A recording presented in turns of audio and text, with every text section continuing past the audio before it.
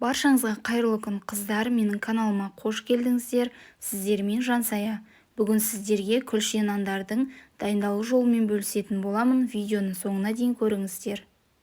Ең алдымен жылы сүтке жылы суымызды қосып, оның үстіне тұз, қант, сұйық майымызды құйып, аштығымызды салып, барлығын бір араластырып аламыз.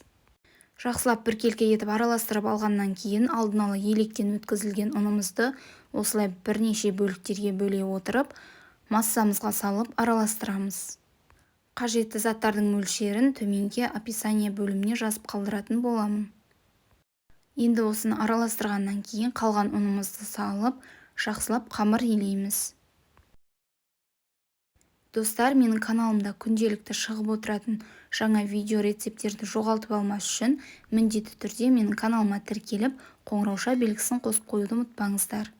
Нанымызды илеп болғаннан кейін бетін жауып көтерілгенше қалдырамыз. Біздің нанымыз көтерілді, енді оны алып бірнеше бөліктерге домалатып шығатын боламыз. Әрбір күлше нанды 6-7 бөліктен бөліп 120 граммдай өлшеп алдым. Барлығын осылай видеода көрсетілгендей етіп, дөңгелетіп жасап шығатын боламыз.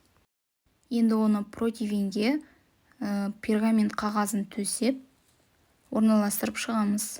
Бетін жауып 20 минутқа көтертеміз.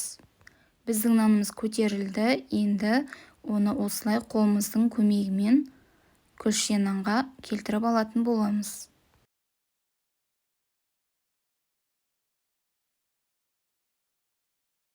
Барлығын осылай тура видеодағыдай дайындап шығатын боламыз.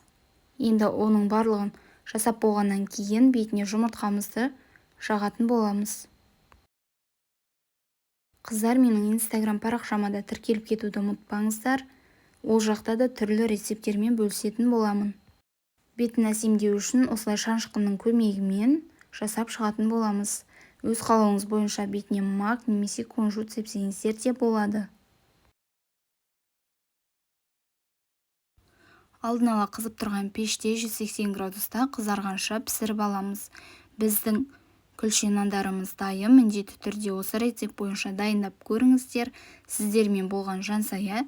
Егер видео ұнаған болса, міндетті түрде каналға тіркеліп, қоңырауша белгісін қосып қоюды ұмытпаңыздар. Және де видеоға лайк басып, пікір жазуды да ұмытпаңыздар.